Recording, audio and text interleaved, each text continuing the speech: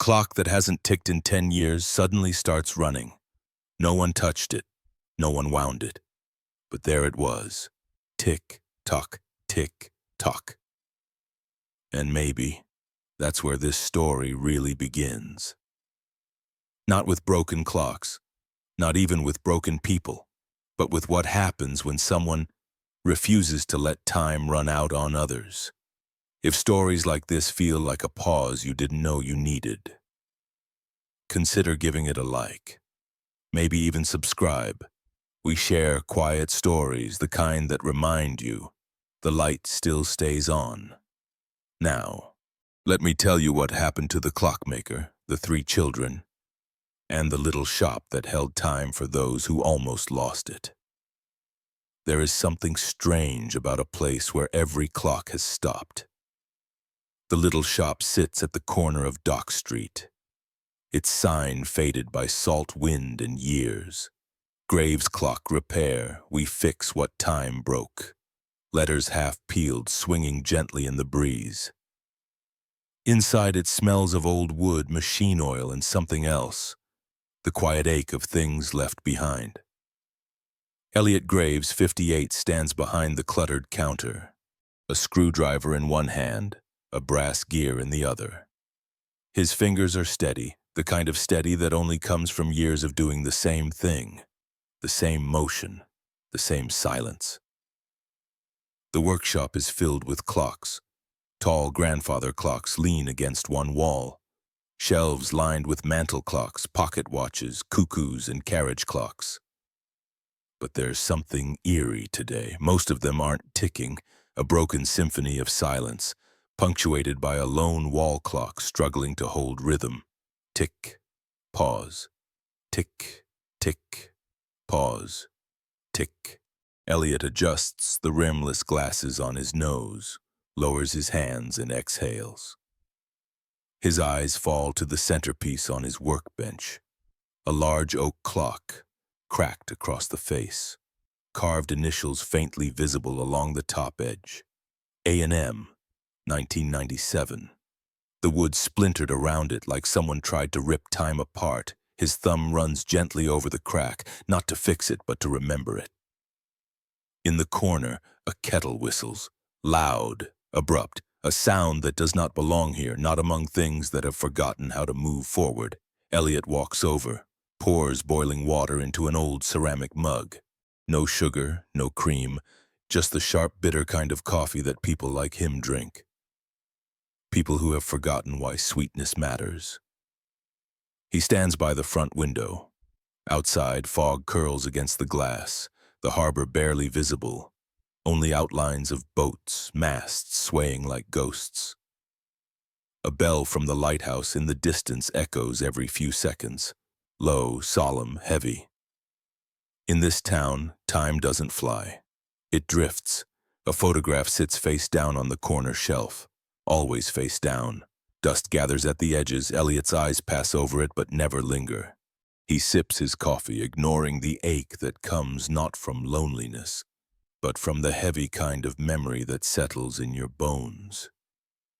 Suddenly, a soft noise, faint, something different. He glances around, not the kettle, not the clocks, a sound like breathing, muffled, close.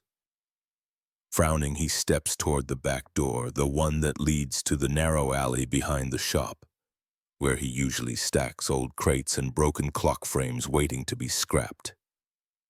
As his boots scrape the wooden floor, that sound becomes clearer.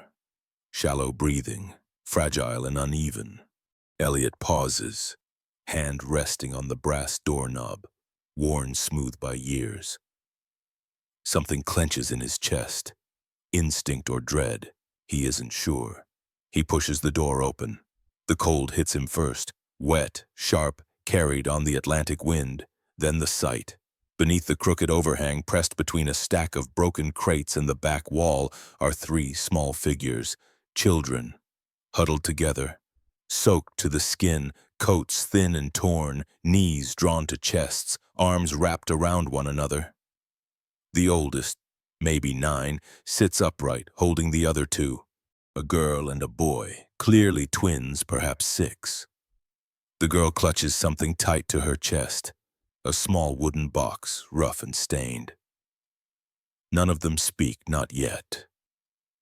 But their eyes, hollow, glassy, stare up at him with a mixture of exhaustion and something worse.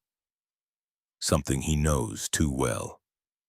The look of people who have learned that sometimes help does not come. Elliot doesn't move. His hand tightens around the doorknob. For a long, stretching moment, time itself seems to hold its breath. The lighthouse bell moans in the distance.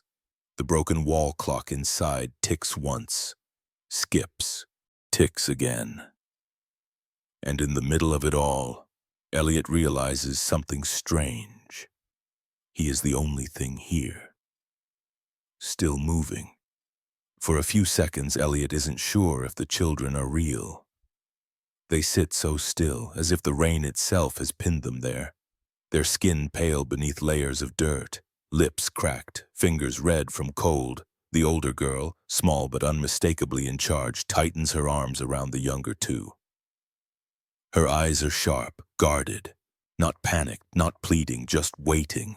Waiting for him to shut the door, waiting for the world to decide they don't belong. Elliot knows that feeling. He clears his throat, it comes out rough, unfamiliar. Are you? He stops. Stupid question. Of course they are. Of course they're there. The smallest boy coughs. A dry, hollow sound. The girl next to him, the twin, presses closer, burying her face in the wooden box she grips like it holds the last piece of safety left in the world. No one answers. Elliot looks up. The overhang offers little shelter. Water drips relentlessly onto their shoes, their thin shoulders. For a long second, the old man does nothing. Just stares. This isn't his problem. This isn't supposed to be his problem. But as the wind shifts, bringing with it the bitter edge of another storm rolling off the bay, a thought comes uninvited. Sharp as splintered wood if you shut the door. What happens then? His jaw tightens. A muscle ticks beneath his temple. All right. Come on. He steps aside, gestures inward, not soft, not gentle, just decisive, like yanking a gear that's been stuck for years. Inside, before the sky decides to finish what it started. The older girl hesitates, her fingers grip tighter around the boy's shoulder. The boy coughs again. The twin girl doesn't look up, her hands locked white knuckle around the box. For a second, Elliot wonders if they'll run, but then the oldest shifts, nudges the other two. Slowly, stiffly they rise, legs shaky, bones too visible beneath fabric stretched thin by hunger. They step into the shop without a word. Elliot shuts the door behind them. The latch clicks louder than it should. Inside, the air is warmer, not by much, but enough. The faint smell of oil and dust wraps around them like a worn blanket. Sit, somewhere, anywhere. His voice sounds strange in his own ears. The kids cluster by the far wall, beneath the shelves of carriage clocks and cuckoos. The older girl pulls the boy onto her lap, the twin curls against her side. For a long moment there is only breathing, shallow, fragile. Elliot busies himself. Kettle back on, a mismatched set of mugs, one chipped, one stained, one almost clean. Instant cocoa, barely enough for 3. A box of crackers, stale but not yet unforgivable. His hands move on instinct, not kindness, not yet, just habit. A mechanical response to the overwhelming awkwardness of not knowing what else to do. Behind him, the faint shuffle of fabric, the soft scrape of a shoe against the wooden floor. No crying, no questions. Just waiting. When the cocoa is ready, he turns, walks over, kneels, knees cracking in protest, and sets the mugs on the floor in front of them. It's not much. Still no one speaks. The older girl eyes him, not with trust, not exactly with fear either. Something else, a sort of Exhausted calculation. Slowly she reaches out, fingers trembling more from weakness than hesitation. She hands one mug to the boy, the other to the twin. Only then does she take hers. Elliot watches as they sip. The smallest boy coughs mid-swallow but recovers. The twin girl barely looks up, both hands still locked around her back as if afraid letting go means something worse than cold or hunger. "What's in the box?" The question slips out before Elliot can stop it. The twins' fingers tighten. Her head shakes. The oldest girl speaks for the first time, voice low, raw from disuse. She keeps it closed. Elliot waits. But there's nothing more. No name. No explanation. He sighs, pushes to his feet, joints stiff. "All right, fine." He moves back to his workbench. Not because the clocks need fixing, not right now, but because he doesn't know how to sit still with this, with them, with the fact that for the first time in years, his shop isn't quiet. Tick, pause, tick. Even the broken wall clock seems louder than before. The smell of damp fabric begins to fill the shop, a mix of wet wool, old shoes, and something heavier, the scent of people who have run out of places to be. Elliot moves to the back wall, rummaging through an old cedar chest, pulls out 3 folded blankets, worn but clean, faded blue, dull gray, and a deep burgundy that probably used to be red. "Here." He places them down near the kids. "Wrap up. Best I can do for now." The oldest girl nods, silent gratitude maybe. She shakes the burgundy one open, drapes it over herself and the boy. The twin girl barely moves, only loosens her grip on her wooden box long enough to tuck the blanket around her knees. The box stays exactly where it is, pressed tight against her chest. Elliot steps back, crosses his arms, watches. There's something strange about the way the girl holds it, not just possession, not just comfort. Something closer to duty, like if she lets go, something irreversible happens. He gestures vaguely at the cluttered shelves. "If you need anything, just don't touch the cuckoo clocks. Half of them bite." The smallest boy lets out a noise, not quite a laugh, more like air catching in his throat. His eyes flick toward Elliot, unsure if it was a joke. Elliot softens just a little. "I mean it. Vicious little things." The oldest girl allows the barest flicker of a smile. It doesn't last. The silence stretches again. Heavy, awkward, familiar. Elliot clears his throat. "Names. Do you have names?" The girl hesitates. Her hand finds the boy's shoulder. "Sam," she says, then touches the twin's knee. "Sophie." She pauses longer before adding, "I'm Nina." Nina, Sam, Sophie. The names settle into the air like puzzle pieces trying to remember where they belong. Elliot nods slowly. "All right, Nina, Sam, Sophie." His voice lowers. "I'm Elliot, just Elliot." No one corrects him. No one asks what happened to Mr. Graves. Sam shifts under the blanket, coughing again.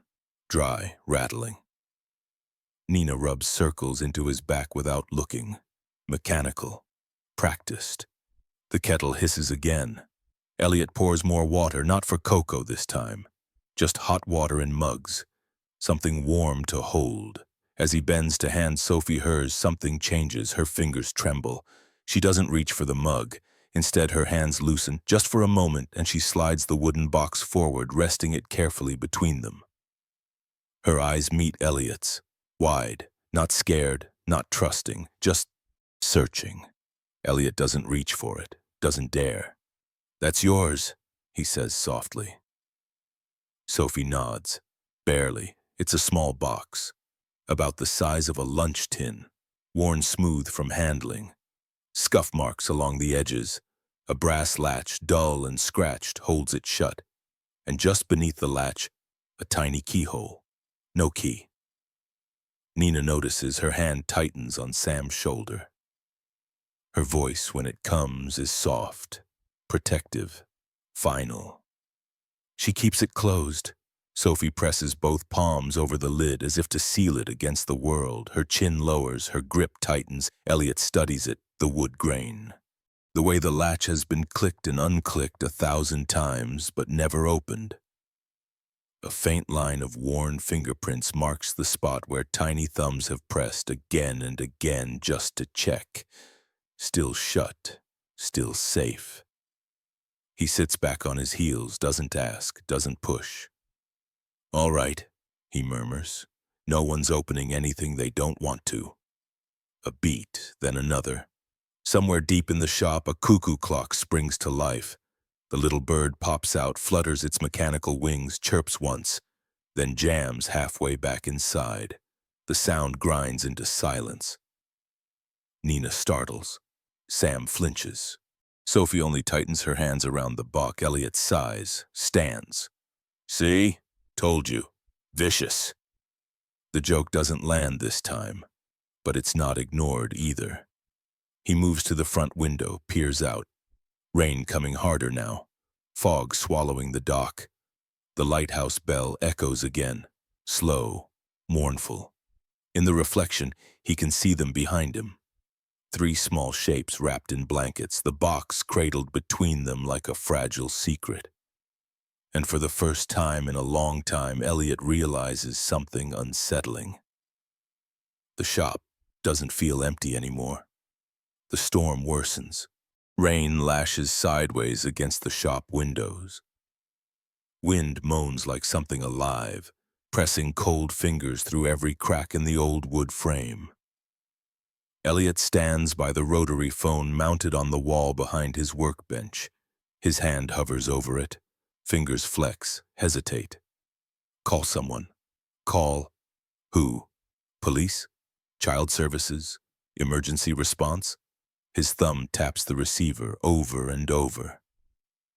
Not dialing, just thinking. Behind him, the quiet breathing of 3 children fills the shop more than any ticking clock ever did.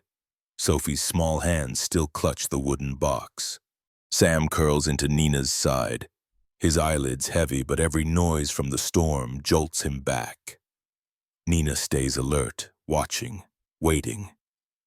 Elliot presses the receiver to his ear. Silence. No dial tone. He jiggles the cord, checks the wall socket, nothing. The storms knock the lines down again. Not uncommon this time of year, the town always loses power before it loses patience. A sigh rattles through him, half relief, half dread. No line means no one's coming, no line means no one knows.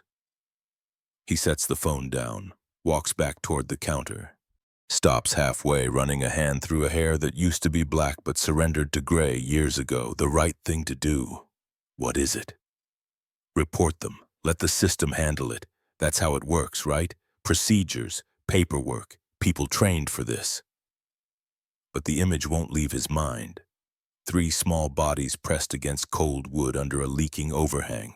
No shoes on Sam, no coats thick enough for any of them.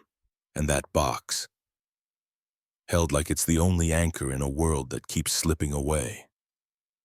He leans against the counter, rubs his thumb along the edge until it burns. "Think," he mutters.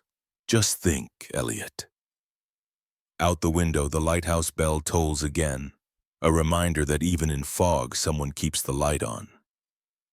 His eyes drift toward the picture frame still lying face down on the shelf. He doesn't flip it. Not tonight. Maybe not ever. Instead, he forces himself to turn toward them. Nina meets his gaze. Steady, unblinking, not pleading, not desperate, just measuring him, like she's seen too many faces decide she's someone else's problem. For a second, he wants to look away, but he doesn't. Do you have family?" The words stumble out. "Anyone besides your mom?" Nina's mouth presses into a line. She shakes her head, once, firm. "No." The word falls like a dropped gear, small, heavy, final. Elliot swallows, tries again. "Friends? Neighbors?" A pause, then quieter. She told us not to trust anyone. Sophie burrows deeper into her blanket. Her hands never leave the box. Sam lets out a weak cough, then curls tighter into Nina's side. Right, Elliot mumbles. Okay. He steps back, paces. The floorboards creak beneath his boots, familiar sounds in an unfamiliar situation. There's a choice here. Pretend this isn't happening. Wait out the storm, let someone else handle it when the phone lines come back, or... No. He stops that thought before it finishes. The truth is simple. Uncomfortable, but simple. He already made the choice. The second he opened that back door. A crack of thunder splits the sky. The lights flicker, sputter, hold, just barely. Elliot rubs his hands over his face, sighs so deep it feels like something uncoiling from his ribs. All right, he mutters more to himself than anyone else. You're here. You're safe. For tonight. That's enough. Nina doesn't nod, doesn't smile, but something in her posture shifts. The smallest release of tension. For the first time since this started. She believes him. The storm keeps pressing against the shop like it wants in. Rain drums on the roof. Wind whistles through cracked window seals. Inside, though, the silence is heavier. Elliot kneels by the fireplace, tosses in 2 more logs. Flame catches, flickers higher. Heat spreads slowly, stubbornly. Behind him, the 3 children sit wrapped in blankets, closer now. Not by choice, maybe, but because cold forces even the most cautious souls towards something warm. Sophie is still holding the wooden box. Her small fingers stroke the lid like it's something alive. Sam leans on Nina's shoulder, drifting between coughs and half-sleep. And Nina just watches. Watches Elliot like someone who's been forced to guess whether people are kind or dangerous. Elliot lowers himself onto the stool near them. His hands rub against his knees, nervous but pretending not to be. Look, I don't want to pry, I'm just trying to understand. You don't have to tell me everything, but maybe a little. Nina doesn't respond right away. Her eyes flick to Sophie, then Sam. Checks them first, measures the cost of speaking. Finally, she sighs. Thin, quiet. We were with Mom. Elliot nods, keeps his voice low. Just the 4 of you? Nina nods. Yeah. Where? A shrug. Not careless, more like practiced. The kind of shrug you use when you've learned that adults don't stick around long enough to hear the whole answer anyway. Lots of places. Okay. He lets the pause stretch. Doesn't rush her, doesn't fill the silence. Nina shifts, pulls the blanket tighter around Sam. Her hands are thin, knuckles too sharp, skin too pale. Mom said not to let anyone split us up, no matter what. Her voice doesn't crack, it doesn't tremble, but the weight in it is unmistakable, the kind of weight only carried by someone far too small for it. Elliot's throat tightens. He leans forward, elbows on knees. She told you that? Nina nods. All the time, over and over. Her gaze drops to the floorboards. She said, if anything happened, if she didn't come back, we had to stay together, no matter what. The words "didn't come back" hang there, thin as thread, sharp as broken glass. Elliot doesn't ask what happened to their mother. Not yet. Something in him knows it's too soon. Instead, he rubs his palms together, breathes out slow. That's a good rule. His voice is softer now, a real good one. Nina looks up, surprised maybe, expecting an argument, a correction, a lecture about how things don't work that way, but Elliot doesn't give her one because he knows what it means when someone leaves and doesn't come back. Sophie speaks for the first time, barely more than a whisper. Mom said, people always try to split things, families, things that belong. Her fingers tap the wooden box, once, twice, like punctuation. Elliot glances at it, then at her. Yeah, he murmurs. People do. No one speaks for a long while. Just the fire, just the storm, just the slow, rhythmic cough of a boy who's too tired to fight it anymore. Elliot shifts, looks toward the window. The fog outside is thicker now. Streetlights turned into blurry halos. The lighthouse bell sounds again, a deep, mournful tone that feels less like warning and more like memory. His voice breaks the silence, not loud, not intrusive, just steady. Well, I'm not gonna split you up. Nina blinks. You're not? No. He leans back, crosses his arms. I don't know how long this situation's gonna last. I don't have a plan, but for now, you're safe. You're here, and nobody's tearing that apart tonight. For the first time, Sam stirs. His voice is a dry rasp, muffled against Nina's shoulder. Promise? Elliot looks at him, really looks, at the hollow cheeks, the knotted hair, the small hands clutching what little warmth the world has left him. Yeah, kid, he says quietly. I promise. Nina doesn't smile, but her shoulders relax, just a little, the tiniest shift from defense toward something that might one day be trust. The fire cracks, the wind moans, the lighthouse bell tolls again, and for the first time since opening that back door, Elliot Graves feels something shift inside his own ribcage. Something broken, trying to remember how to hold together. The power cuts out without warning. 1 second, the old bulbs hum weakly against the storm outside. The next, darkness swallows the shop whole. The heater clicks off. The faint buzz of the fridge dies. Only the fire holds steady. Its glow now the only source of light, flickering against shelves lined with broken clocks. Then it happens. A sound, or rather, the absence of one. The ticking stops. Every clock, every second hand, every pendulum, gear, spring. Silence, total, unnatural. A kind of quiet Elliot has only ever heard twice before in his life. Once when the paramedic stopped working on his wife. Once when the door closed behind the social worker who carried away his daughter's last box of things.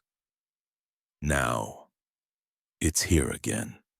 The quiet feels physical, pressed against his skin, heavy, unavoidable. The children freeze. Sam stiffens, coughs into the fabric of Nina's shoulder. Sophie grips her box tighter, her knuckles glowing pale in the firelight. Nina doesn't move, doesn't even flinch. Just watches Elliot like she's wondering if the whole world has finally finished breaking. Elliot stands slowly, his boots creak against the wooden floor. The fire throws long shadows across the walls, across the faces of 100 broken clocks, all stuck mid-second. He listens, not for anything in particular, just listens. Nothing. No hum, no tick, no rhythm. It feels wrong. It feels like the world forgot how to move forward. He moves toward the workbench. Fingers trail across tools, blueprints, scraps of brass and wood, all frozen in time like everything else. His eyes drift toward the clock at the center of the bench. The big one, oak frame, cracked glass.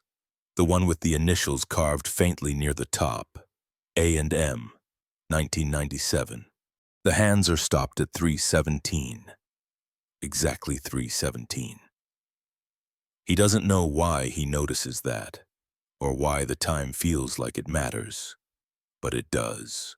Somewhere deep in his ribs it matters. The fire pops, sparks jump.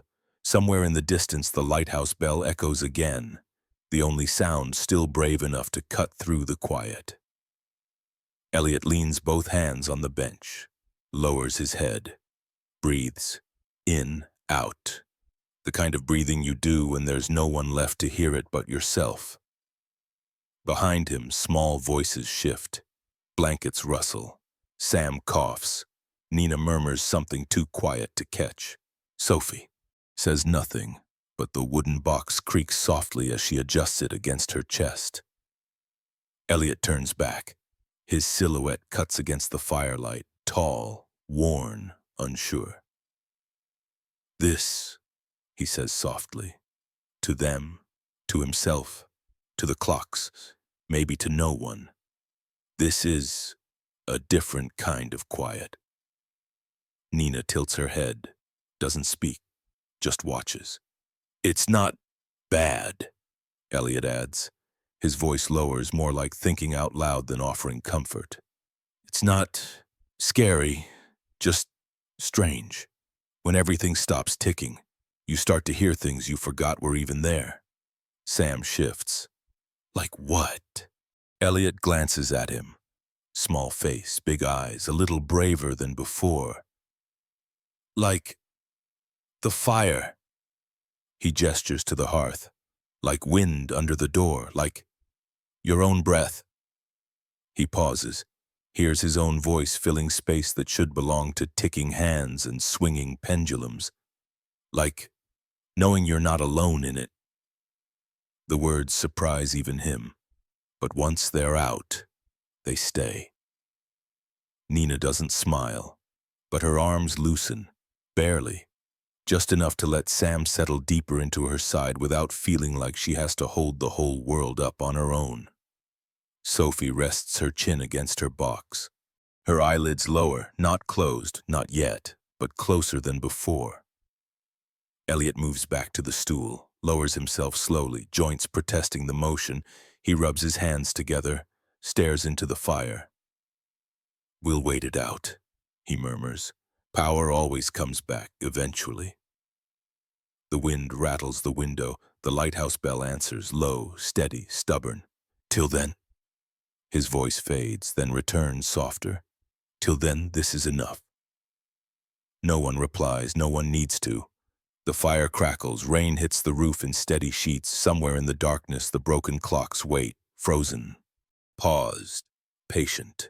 And in that strange, impossible quiet, something settles, not fixed, not healed, but less broken. Morning arrives slowly.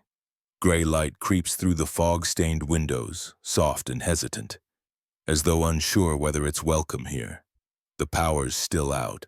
No hum, no ticking, just the steady whisper of rain easing to a drizzle, the occasional groan of wood adjusting after a long, cold night. Elliot stirs first, years of habit. His joints complain as he stands, stretching shoulders that were never meant to carry more than gears and springs, now somehow holding something heavier.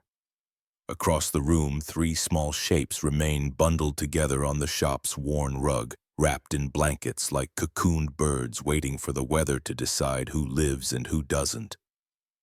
For a moment, Elliot just watches them, the rise and fall of breath, the way Sophie's fingers still clutch the wooden box even in sleep. Sam curled into the hollow space between Nina's ribs and knees, and Nina herself, awake now, watching him back. Neither of them speak, not yet. Elliot clears his throat, walks toward the back storage room, returns with a battered metal tray holding mismatched plates, 3 pieces of toast, dry, no butter, and a jar of strawberry jam so old he's not entirely sure how it survived the last winter. He kneels, sets it down. Breakfast, if you're hungry. Sam stirs. Sophie blinks awake, her grip tightening instinctively on the box before realizing nothing has changed. Nothing bad has happened, yet. Nina looks at the toast, then at him. Her gaze softens, just barely. Thank you, Elliot nods. Stands, dusts off his hands like it's the most normal thing in the world to make breakfast for 3 strangers. Well, got a bit of a situation today. He gestures vaguely to the shop. Power's out, no customers, no ticking, which means if you're feeling up to it, I could use some help. Nina tilts her head. Doing what? Clockwork, Elliot answers simply. Fixing things. Sophie perks up at that. Her small hands lift from the box, not letting go, just adjusting, as if the idea of fixing something that isn't herself feels manageable. Sam rubs his eyes. Do we have to know how? Elliot chuckles, shakes his head. Nobody's born knowing. You learn, one screw, one gear, one mess at a time. He leads them to the back workbench, brushes aside piles of cloth, half-finished repairs, and a nest of tangled clock chains. Sets 3 small stools in a row. On the table he lays out a broken carriage clock, brass edges dulled with age. Back panel removed, exposing the nervous system of springs and cogs. Rule 1. Elliot starts, pulling a rag from his apron. You don't force what doesn't want to move. Gentle hands, clocks hate panic. Sophie leans forward, wide-eyed. Her fingers hover but don't touch. Nina keeps her hands folded, cautious but curious. Sam, ever braver, points. What's that spinny thing? Elliot grins, the first time in what feels like years. That kid is an escapement wheel, keeps time honest. Without it, everything runs wild. Sam nods like he understands, even if he doesn't. They work, slowly, clumsily together. Elliot shows them how to clean gears with a brush dipped in vinegar, how to polish brass plates until fingerprints disappear, how to line up the teeth of a cog just right so it sings instead of stutters. It's messy, it's imperfect. Sam drops a washer. It skitters under the workbench. Nina spends 10 minutes scrubbing one screw far past clean. Sophie never lets go of her box but uses her free hand to wipe dust from the pendulum. And somewhere in the middle of it, something shifts. Not trust, not fully, but something smaller, the beginnings of belonging. Elliot catches himself smiling, really smiling. Not the tight-lipped, polite kind he's rationed out for years, but the kind that sneaks in when hands are busy and hearts forget to be guarded. You've got steady hands, he tells Nina. Could have been a watchmaker. Nina shrugs. Maybe, but her mouth twitches, the closest she's come to smiling yet. Sophie looks up suddenly. Are clocks ever scared? The question catches him off guard. Elliot pauses, brushes a thumb along the rim of the clock, considers. No, he says after a moment, but sometimes they get stuck, and when they do, they need a little help remembering how to move again.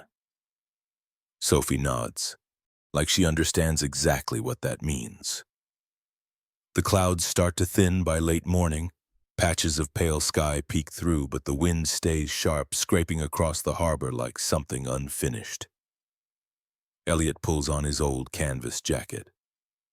The zipper sticks halfway. It always does. But he doesn't bother fixing it, just tugs the collar higher against his neck. All right, he says, more gruff than necessary. We need supplies. Nina looks up from the workbench where she's still inspecting a gear like it holds the secrets of the universe. Sam swings his legs from the stool, eyes lighting up at the word outside. Sophie doesn't say a word but hugs the wooden box tighter to her chest like she's checking to see if it will allow her to leave the building. Elliot nods toward the door. Coats by the rack. They're old, but better than freezing. Minutes later, the 4 of them step onto Dock Street. The wind snatches at their clothes. The air smells of wet salt, old rope, and wood smoke curling from chimneys that haven't been cleaned since autumn. The market sits 2 blocks down, not big. Just 3 rows of stalls tucked between the post office and a bait shop. Canvas tents flap, crates of potatoes lean against bins of canned beans and winter squash. People notice them immediately. Elliot Graves, the clockman, the widower, the one who stopped showing up at Sunday service, the one who never quite fit even when he tried, and now, the clockman with 3 stray kids trailing behind him. A woman by the bread stand nudges her friend with an elbow. Both glance over, then pretend to examine a jar of preserves. 2 old men near the hardware stall exchange a low murmur. heads bent together like crows deciding if something's worth eating. Elliot feels it in his spine, the weight of eyes. He pretends not to. "Stay close," he says under his breath, pretending it's just about safety, not them. Sam grabs Nina's sleeve. Sophie walks half a step behind, box tucked under her chin, fingers white-knuckle tight. At the produce stand, Mary Brewster raises her eyebrows. Not unkind, but not warm either. A mix of curiosity and caution that small towns excel at. "Well, morning, Elliot. Morning." He nods, pretends to scan the onions. "Need a few things." Her gaze drifts, once, twice, toward the kids. "Seems like it. They're, helping me around the shop," he mumbles. For a bit. For a bit." Mary repeats it like she's tasting the words. Not cruel, not judging, just logging it, filing it away for future conversations over coffee, maybe at the diner, maybe at church. Sam whispers, "Why is everyone looking?" His fingers tug at Nina's sleeve again. Nina doesn't answer. Her jaw sets tighter. Elliot exhales through his nose, leans down, speaking just loud enough for them to hear. "Small town, kid. People notice anything that changes." Sophie shifts. Her eyes don't lift, but her small voice cuts through the wind. Are we a bad change?" The question punches something loose in Elliot's chest. He straightens, looks down at her. "No, you're just unexpected." They make it halfway down the row before someone actually speaks loud enough not to pretend it's not for them. "Didn't know you were fostering now, Elliot."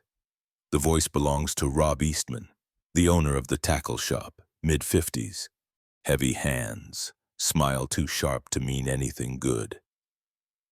"Didn't know you were the town registry." Elliot fires back, deadpan. A few chuckles, a few coughs, but also silence. Heavy, meaningful silence. Rob holds up both palms. "Hey, just asking. Folks worry, you know, kids. Strange situations." His eyes drift to the box Sophie clutches, and especially ones who show up out of nowhere.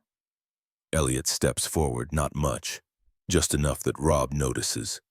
"Not your business, Rob." Didn't say it was, but Rob's grin fades. He leans back, shrugs. "Town's small, word travels faster than trucks."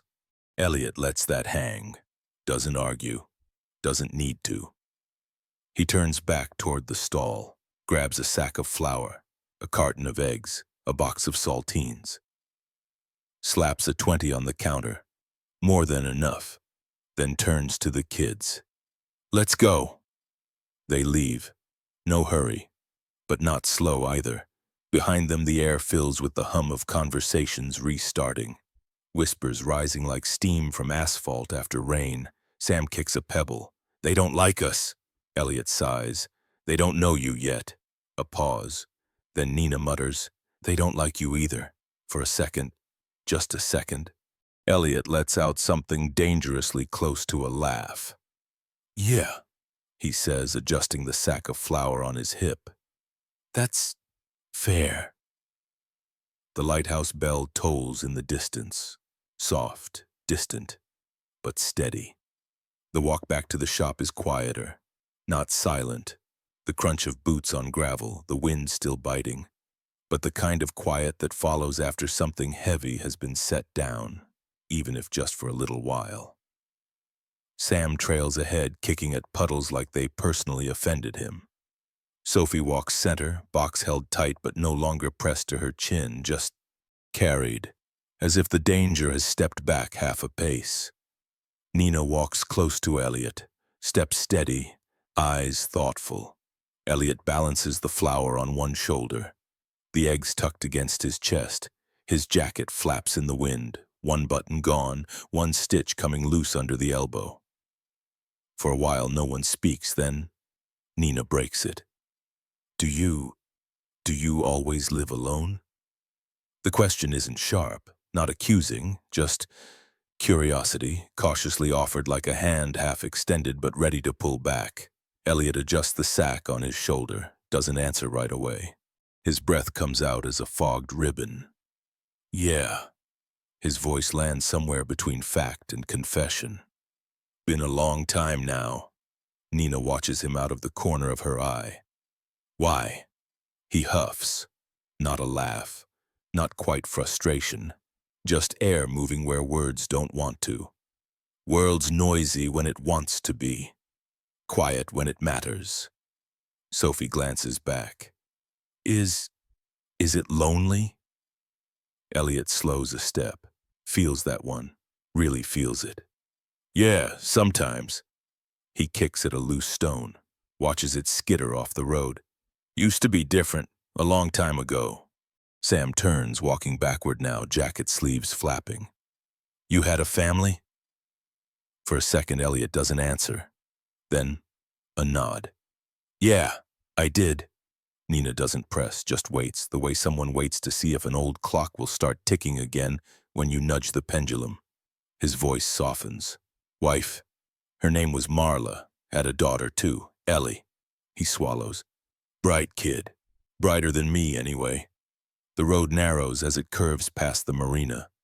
Boats bob in the water, ropes creaking softly in the wind. What happened? Sam's voice is small, careful. Elliot rubs his thumb along the strap of the flour sack. For a moment he thinks about lying, about saying something simple, easy. But when he glances at them, these three kids standing in the middle of a world that has done nothing but lie to them, he can't. Car accident, he says quietly, 3 winters back. The words fall like stones into the space between them. Nothing dramatic, no sob, just gravity. Since then, it's been me, just me, the shop, the clocks, nothing else. They keep walking. Footsteps fall in rhythm now, not forced, not rushed, just moving together. Sophie whispers, Is that why the clocks? Because they're quiet? Elliot smiles, small, tired. Part of it, maybe, but also because clocks. They don't ask you why. Don't expect you to be anything. You just wind them up, fix what's broken, and they do what they're meant to do.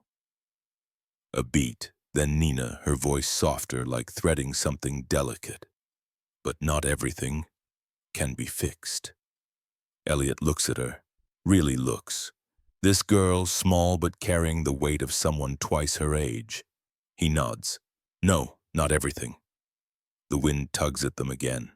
The shop comes into view, crooked signs swinging, faded letters catching the thin sunlight for the first time all day. Elliot breathes out. But some things you don't fix because they're broken. You fix them so they remember how to hold together, even if it's just barely. No one answers, but something shifts in how they walk. Less space between, less guarded. Not quite family, not yet, but closer. As they step onto the porch, Sam pipes up. Hey, Mr. Elliot? Yeah? You're kinda like a clock. Elliot turns, raises a brow. How's that? Sam grins, proud of this one. You were broken, but you kinda work again now. For a second, Elliot just stands there, caught between laughing and something else entirely. He ruffles Sam's hair. Yeah, kid, he murmurs. Maybe I do. The lighthouse bell sounds behind them. Steady, familiar, and, for the first time, almost warm. The knock isn't polite. It's the kind that lands heavy, twice, then pauses, like whoever's on the other side knows exactly how much force it takes to shake the frame without breaking it. Elliot stiffens behind the counter. His hands freeze mid-motion halfway through polishing a brass pendulum. Nina's head snaps up. Sam, who'd been tracing circles into the dusty floor with his shoe, goes still.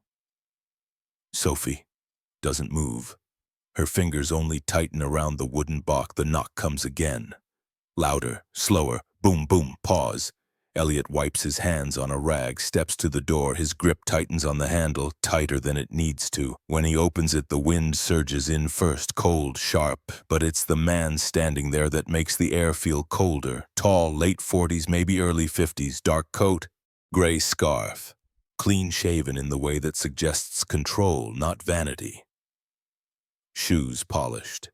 Hands tucked behind his back, a stance that looks polite but isn't. His face, there's nothing soft about it. Sharp jaw, lips pressed in a line that never learned how to smile. Eyes pale, almost colorless, set deep under a heavy brow. Morning. The voice is smooth, low, the kind of voice you hear right before something bad happens. I'm looking for 3 children, a boy and 2 girls. Behind Elliot, there's the soft sound of feet scrambling back, subtle but not enough to go unheard. Elliot keeps his posture easy, neutral, one hand on the doorframe. Not sure what you're talking about. The man doesn't flinch, doesn't blink, just tilts his head slightly. Oh, I think you are. His eyes drift past Elliot's shoulder, just enough to make Elliot shift, blocking the view into the shop. Silence stretches, thick, heavy, then the man smiles, but it's not a smile anyone would trust. Name's David Lang. He taps his chest like it means something. I believe you've met my extended family. The word family hits like a bad joke told at the wrong funeral. Elliot doesn't move, doesn't blink. His fingers flex, then settle. Can't help you. David's smile tightens. See, I think you can. Behind him, the street is empty. Too empty. Not a single passerby. As if the town itself knows when not to witness certain things. David adjusts his gloves. His voice lowers. Controlled. Precise. They don't belong here. They don't belong with you. His eyes narrow like cutting glass. They have obligations, responsibilities, things you wouldn't understand. Elliot's jaw tightens. And what would that be? Starving in an alley behind someone's shop? A flicker. Just for a second, something shifts in David's face. Not guilt, not surprise, something more dangerous, calculation. You have no idea who you're getting involved with. His voice stays calm but colder now. Measured. Return them, and this doesn't get complicated. Elliot steps forward, just slightly, not enough to escalate, but enough. You should leave. David's eyes harden, his hands clench behind his back, but his voice never rises. This isn't finished. He leans in, drops the next line like a knife sliding under skin. And trust me, I don't knock twice. He turns, walks away, each footstep deliberate, clean, measured. Elliot watches him go, watches until the shape disappears around the corner. Only then does he shut the door. Slowly, carefully. His hands don't stop shaking until the latch clicks behind him. Nina stands frozen, pale, eyes wide but dry. She's seen him before, that much is clear. Sam presses his face into her side. His shoulders tremble. Sophie just sinks lower to the floor, the box clutched so tight her knuckles go bone white. Elliot leans against the door, closes his eyes, breathes deep. The clocks are still silent, and for the first time since they stopped ticking, the quiet feels dangerous. The knock this time isn't loud, not a demand, not a warning. It's quieter, more deliberate, the kind of knock that doesn't ask for permission. It assumes it. Elliot doesn't answer right away. He stands behind the counter, jaw locked tight, staring at the door like he could will it to disappear. Nina stiffens from her spot by the workbench. Sam stops stacking bolts. Sophie grips the wooden box so tight the latch creaks in protest. The knock comes again. 3 sharp taps, precise, measured. Elliot squares his shoulders. Walks to the door, opens it just enough, not wide, not welcoming. David stands there. Same dark coat, same polished shoes, same air of someone who's never had to explain himself. Only now, he holds something. A manila envelope. Thin, clean, sealed. "Morning," David says, voice smooth as cut glass. "Thought we might finish our conversation like civilized men." Elliot doesn't move. Nothing to finish. David offers the envelope forward. Doesn't step closer. Doesn't need to. "Actually, there is." Elliot eyes it. Doesn't take it. "What's that supposed to be?" "Proof," David replies. His tone sharpens, just a notch. "Names, dates, legal obligations." His fingers tap the envelope once like a judge tapping a gavel. "Birth certificates, all 3. Silence. Heavy. Elliot's gaze doesn't leave him. "You came prepared." David's smile is thin. "Always." For a second, neither of them move. The storm's passed, but the air between them feels heavier than any weather. David flicks the envelope once more. "Look, I don't particularly care how you ended up with them. Maybe it was noble, maybe it was accidental." His eyes narrow. "But it doesn't matter. What matters when is that they are mine to claim." Elliot's fists curl at his sides. "They're not things." "Didn't say they were." David's voice softens. Dangerous when men like him soften. "But the law tends to see things clearly. Name on paper, blood in veins, not sentiment." He finally forces the envelope into Elliot's hand. "Check it. If you like pretending this is a misunderstanding, fine. Let's clear it up." Elliot holds the envelope, doesn't open it, doesn't need to. His hands tremble anyway. From behind, Nina's voice cuts through, small, sharp, and brittle. "We're not going with him." David tilts his head, doesn't even look at her, keeps his eyes on Elliot. "Not their choice."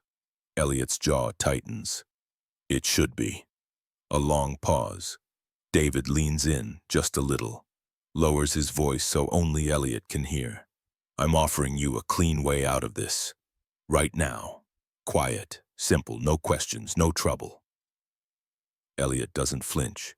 "And if I say no?" The smile fades, completely.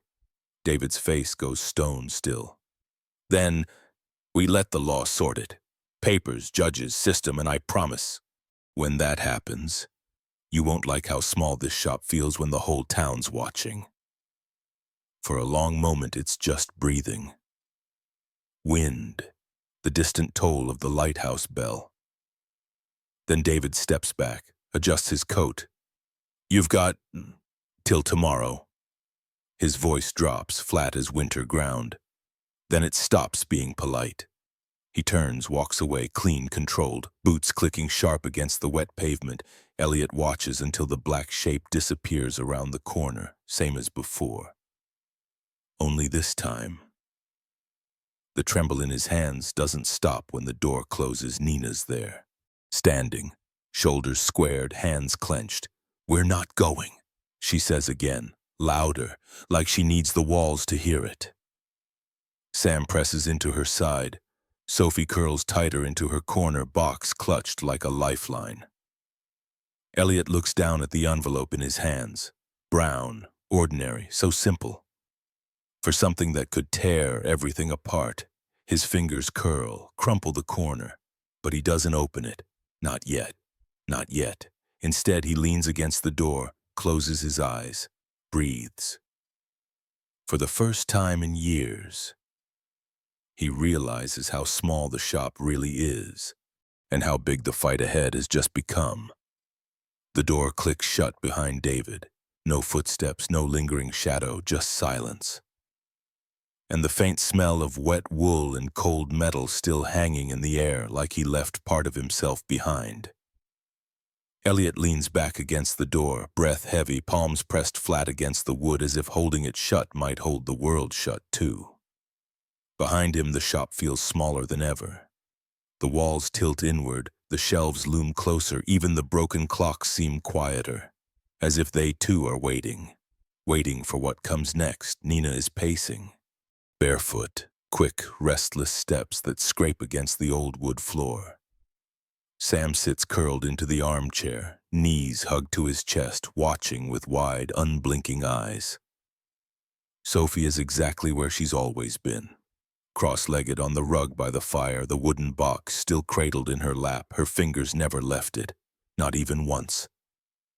Elliot stares at it, really stares.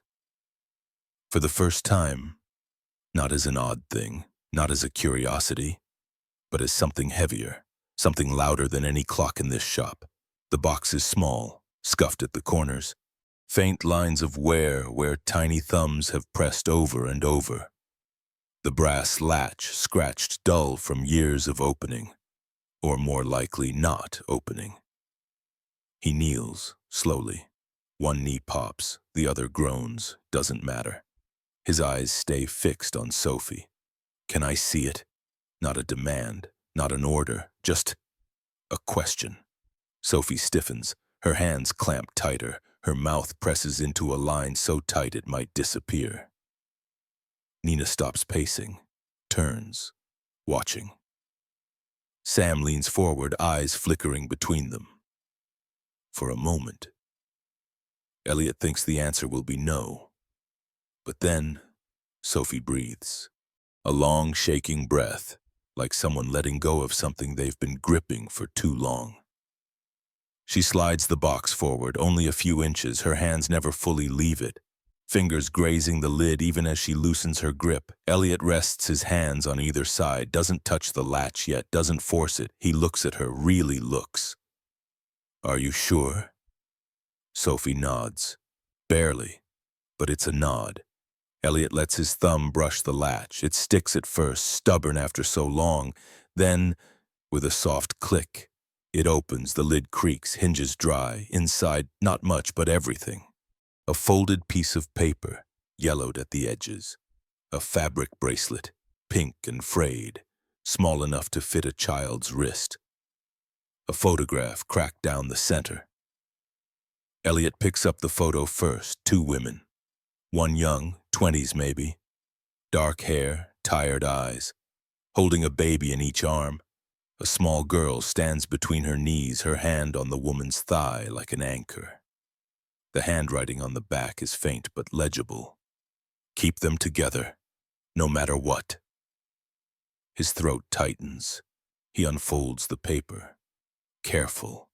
The creases fight him like they were folded to stay shut forever. Inside, a note. Handwritten, slanted, a little shaky. If something happens to me, don't let him take them. Don't let him split them apart, please. Whoever finds this, keep them together. It's all I ask. Elliot closes his eyes. Breath catches sharp against his ribs. The bracelet slips from the box, lands in his palm, soft, worn, tiny threads fraying like old promises. A sound not loud but enough pulls his gaze up. Sophie, watching. Eyes full of something too big for her face, not fear, not quite hope. Just waiting. Nina steps closer, her voice quiet like someone speaking inside a church. She told us, if anything ever happened, to stay together. No matter what, never let anyone split us up. Her jaw locks. Not him, not anyone. Elliot looks at her, then at Sam, tucked small but listening, then back at Sophie, still holding the edge of the box like it's the only proof she exists. He folds the paper, slides it back into the box, gently, like it's made of glass. Then he shuts the lid, clicks the latch closed, pushes it back towards Sophie. That's yours, he says, voice steady now. It stays with you. A pause, heavy, solid. Then Elliot stands, rolls his shoulders, sets his jaw, looks at the door. All right. His voice drops low, firm. If David thinks a piece of paper means he gets to tear this apart. His hands curl into fists. He's about to find out what paper doesn't mean.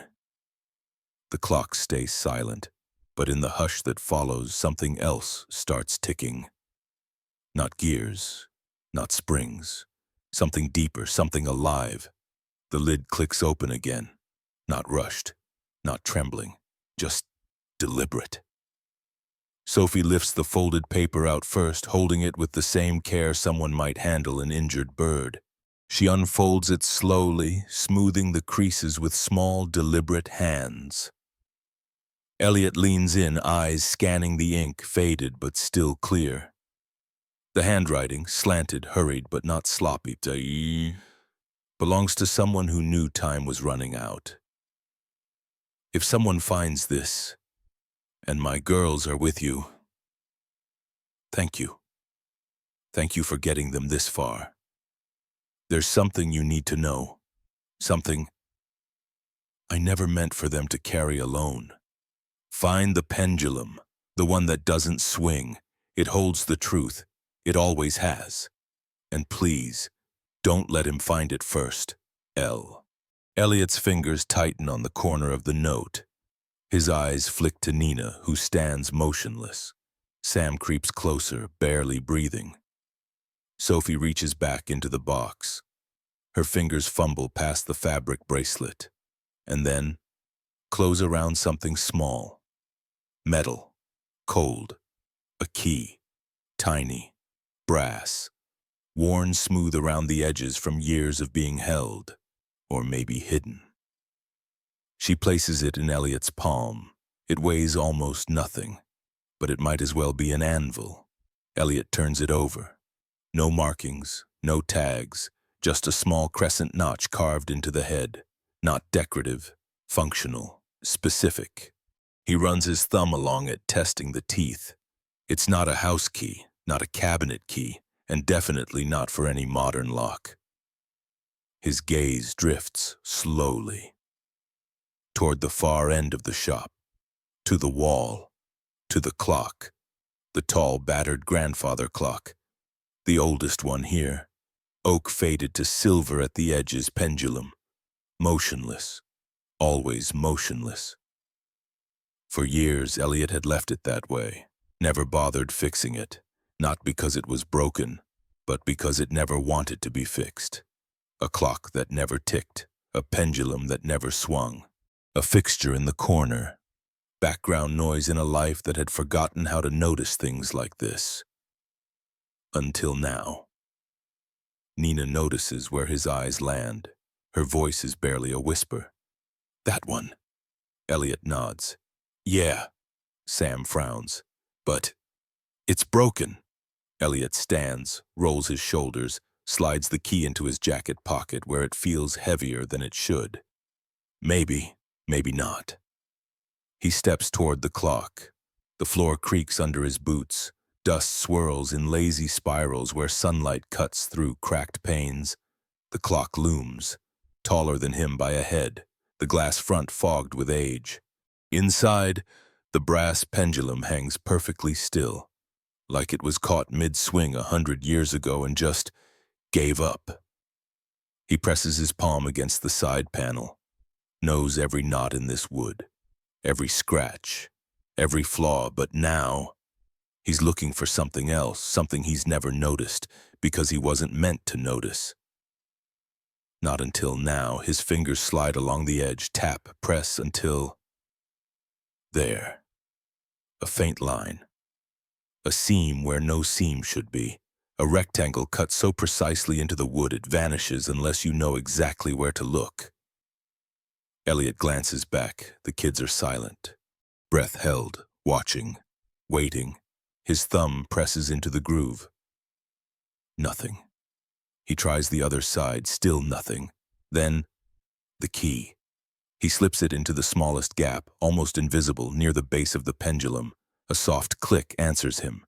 The panel shifts, springs open a half-inch, just enough to pull it wide. Inside, a cavity. No dust, no cobwebs. Someone cared enough to keep it clean, and inside that cavity, a leather pouch, worn, tied shut with a fraying cord. Elliot reaches for it, hands steady, breath anything but before he opens it, he stops, because buried beneath the pouch, taped to the back wall of the cavity, is something else. A photograph. Familiar. Unfamiliar. David, younger, standing beside someone Elliot doesn't recognize, a man in a suit, a ledger open between them, both smiling. The kind of smile that never reaches the eyes. Beneath the photo, a date, and one line scribbled in rushed, panicked handwriting. This is where it started. Elliot swallows hard, fingers curled tighter around the pouch. This isn't just about custody or family. This is bigger, way bigger. The leather pouch feels heavier now, as if the truth inside it grew heavier the longer it stayed hidden. Elliot sits at the workbench. Nina's beside him, close but tense like a spring wound too tight. Sam and Sophie hover nearby, but quieter this time, watching, listening, bracing. Elliot unties the fraying cord. The knot slips apart with less resistance than he expected, like even it was tired of holding secrets. Inside, paper, old, edges yellowed, folded carefully but with the kind of care that comes from desperation, not neatness. The first is a letter, written on lined notebook paper, ink smudged in places, some words faded, but it's clear, painfully clear. If anyone is reading this, it means I couldn't finish what I started, or maybe it means he found me before I could. David isn't who he says he is. He never was. He's not family. He's not anything we were told. I tried. God, I tried, but no one believed me. Not the courts, not the social workers, not even the shelters. He has connections. People who erase things, change records, make families disappear. If you found this, you found the clock. That means you're close. Please, please protect them. Keep them together. That's all I ask. And if you can, expose him before someone else vanishes. The signature at the bottom is shaky. Just a single letter. L. Elliot's hands tremble. Not fear. Not just anger. Something heavier. Something colder. Nina leans over, scans it, her lips pressed tight, but her eyes, they shine. Not with tears, not yet, but with something sharper. A kind of clarity that only comes when the worst thing you feared turns out to be true. There's more, Elliot murmurs. He reaches into the pouch again. This time, a small notebook. The cover cracked, spiral bent. On the first page, a date, scribbled in hurried, slanted handwriting. July 14th, year 1. He flips. Pages packed tight with notes, names, addresses, dates, notes in the margins. Saw him with Keller again, same black car, same briefcase. Judge B refused my petition, no explanation. David was waiting outside the office before I even left. They're moving kids, not just mine, others. No one notices, no one asks. Tried the shelter in Rivertown. Woman there said, "You're not the first." Elliot flips faster now, page after page. His mouth dry, his pulse loud in his ears. At the back, a folded page taped inside, torn from something larger, printed, official-looking. It's a list, names, ages, case numbers, next to each a word. Some say placed, some say reassigned, but others just say closed. Nina's fingers grip the edge of the bench. What is this? Elliot swallows. It's a record. Her record. Everything she was trying to prove. He flips the notebook one last time and finds a photo tucked between the last 2 pages. It's her, the woman from the first photo in the box, but older, tired, standing outside what looks like a courthouse, 3 children clinging to her legs. Younger versions of Nina, Sam, and Sophie. On the back, just one line, scrawled in pencil, almost pressed through the paper from how hard it was written. Proof. If they say I didn't fight, show them this. Elliot stares, his chest tight, his throat a fist. Nina leans forward, takes the notebook, runs her fingers over the cover like it might dissolve if she's not gentle enough. Her voice is a whisper. She tried. Elliot nods, quiet, heavy. Yeah, she did. For a moment, neither of them speak. Just the soft sound of Sam breathing. Sophie's small fingers tracing circles on the wooden box in her lap. Then Elliot stands, slowly, purposefully. His hands curl around the notebook, the letter, the photo. His voice lowers. This doesn't stay hidden anymore. Nina looks up, eyes sharper than he's ever seen them. What are we going to do? Elliot glances toward the door, then the window, then the old rotary phone on the counter. We're going to finish what she started. The air bites sharper down on Main Street. No fog today, no cover. Just clean, cold sunlight slicing through bare branches and bouncing off window panes. Elliot's boots crunch against frozen gravel. The folder in his hand feels heavier than the leather pouch ever did. Beside him, Nina walks stiff, jaw clenched, hands shoved deep in her coat pockets. Sam and Sophie stayed back at the shop. Too risky, too public. The town's social services office is a squat gray building squeezed between the library and a laundromat. No sign out front, just a faded metal plate by the door. Community Resource Center. Inside it smells like burnt coffee, paper, and old linoleum. A single potted plant droops sadly in the corner. At the front desk, a woman with dark curls and wire-rimmed glasses looks up from her computer. Mid-30s, worn at the edges but not hard. Not yet. Her name tag reads Nora Phelps, Family Services. Can I help you? Her voice is polite. Tired. The kind of tired that comes from hearing too many stories you can't fix. Elliot clears his throat. I need to speak with someone about custody, about a situation. Nora studies him. Her gaze shifts to Nina, standing half behind him, half beside him. Not hiding, but not fully revealed either. Nora's expression doesn't harden, doesn't soften, just sharpens, like a lens focusing. All right, come on back. Her office is small, one window looking out over the parking lot, a desk cluttered with files, coffee mugs, and a snow globe that looks older than anyone here. Nora waves them into the two chairs opposite her, opens a fresh notebook, clicks her pen. Start at the beginning. Don't leave anything out. Elliot exhales. His hands tremble as he opens the folder. Lays out the photo, the letter, the notebook, and then he talks. Everything. Finding the kids behind the shop, David's threats, the birth certificates, the envelope left like a loaded weapon. Nina fills in the cracks, her voice sharper than his. No hesitation when it comes to the parts about David, what he said, what he's done, what he's capable of when they finish. The room feels heavier, like even the air has to sit down. Nora doesn't speak right away. She leans back, runs both hands through her hair, breathes deep, looks down at the files again. This is not a small thing, she says finally, her voice lower now, more careful. You know that, right? Elliot nods. I figured. Nora taps the photo, then the notebook. This is evidence, not just hearsay. If even half of what's in here checks out, she trails off, blows out a breath. It could be enough. Maybe. Nina grips the chair's armrest. Maybe.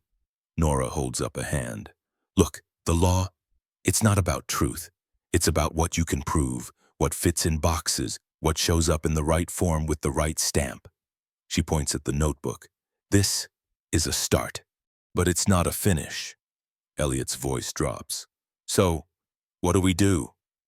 Nora flips open her drawer, pulls out a blank custody petition, then another. a formal child welfare complaint form.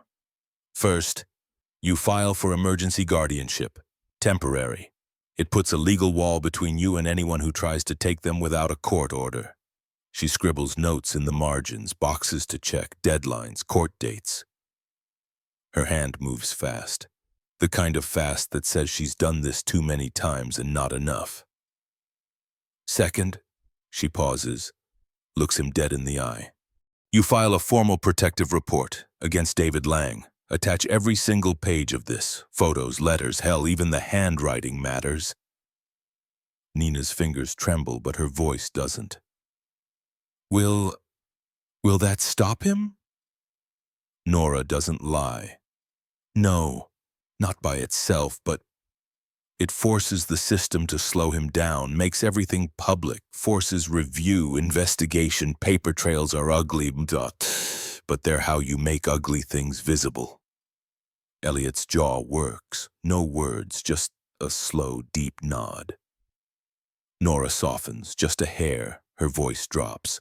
Look, most days, my job is watching families fall apart in ways I can't fix, but this?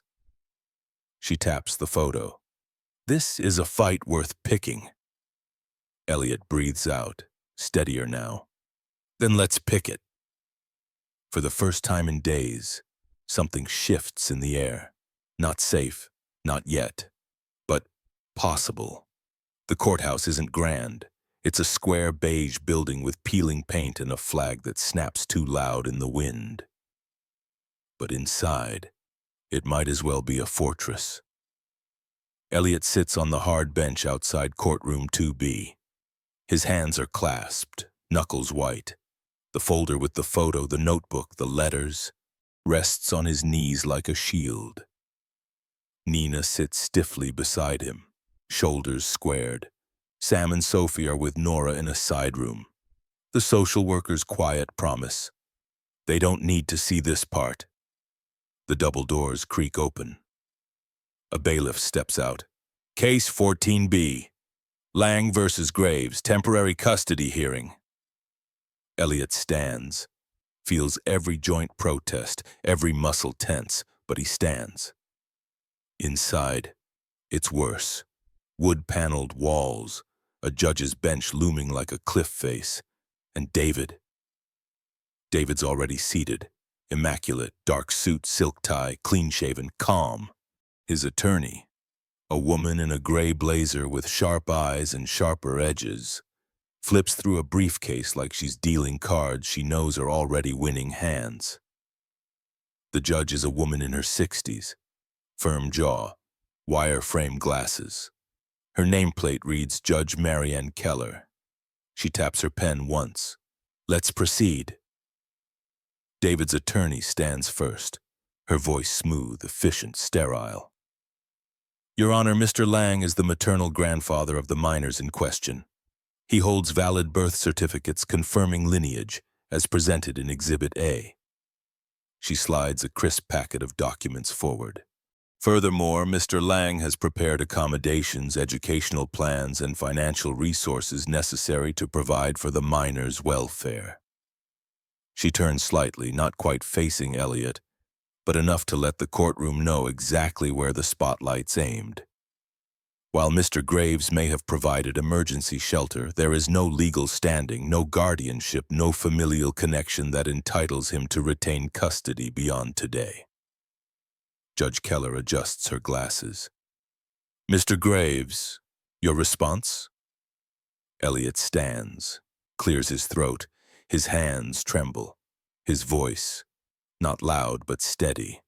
Your Honor, the children came to me on their own. They were left abandoned, hungry, cold. I took them in. He fumbles, opens the folder, hands shaking. I have evidence, a journal, letters, proof that Mr. Lang isn't safe for them. David doesn't flinch, doesn't even blink, just folds his hands, patient, professional. The judge scans the papers Elliot hands over, flips one page, two. Her brow furrows, but not in the way that signals victory. Mr. Graves, do you have any formal custody filings, emergency guardianship, protective orders? Elliot swallows. The paperwork, it's being filed. I met with Family Services yesterday. David's lawyer is on it before the words finish leaving his mouth. Exactly, Your Honor. Not filed, not processed. Meanwhile, my client has standing, has blood, has documentation. The judge exhales. I am deeply concerned by the allegations in these materials, but this is a preliminary hearing. We are bound by existing legal structures until formal investigations are complete. She looks at both sides, then back down. Her voice flattens. The court acknowledges Mr. Lang's standing as the minor's maternal grandfather. Temporary custody is hereby granted to Mr. Lang. Pending further review. Elliot's chest caves inward. The words don't land like punches, they land like the air getting sucked out of the room. Nina grips his arm, tight, her knuckles pale, her voice small but sharp. No, no! David stands, adjusts his cuffs, doesn't smile, doesn't gloat, just nods. The kind of nod that says, I told you how this ends. Judge Keller continues. The minors will remain in Mr. Lang's custody for a period of 30 days, during which time investigations will proceed and a full hearing will be scheduled. She taps her gavel. Court adjourned. The sound cracks through Elliot's bones. David's lawyer packs her case quickly. Efficient. David walks past Elliot, not stopping, not looking. But as he reaches the door, his voice floats back, low, measured, meant only for Elliot's ears. I told you. Paper wins. Elliot doesn't move. Can't. Nina's hand shakes in his. Her voice breaks. We can't. We can't let this happen. But the courtroom is already emptying. The fight for now is over. And outside, the wind starts picking up again. The courtroom is nearly empty. The judge has already stood. Papers shuffled. Gavel set aside. Formalities done. But Nina doesn't move. She stands there, shoulders stiff, jaw clenched so tight it looks painful. Her hands, small, trembling, clutch something folded, thin, crumpled at the edges. The bailiff clears his throat. Miss, you need to sit. No. Her voice is soft but sharp. It slices straight through the tired hum of post-hearing chatter. Judge Keller pauses, hand halfway to her file. She adjusts her glasses. Is there something further? Nina steps forward, 2 steps, then another, each one slower than the last, like she's walking through mud or maybe something heavier. I have something, she says, to put on the record. David's lawyer sighs, loud, audible, the kind of sigh designed to end things before they begin. Your Honor, this isn't procedure. The matter is, sit down, Ms. Hollins. Judge Keller's voice doesn't rise, but it flattens. A command, not a suggestion. Nina unfolds the paper, hands shaking, 2 corners ripped clean where it was folded too many times. She steps up to the clerk's table, places it down, smooths it with both palms, then steps back, doesn't look at anyone, just waits.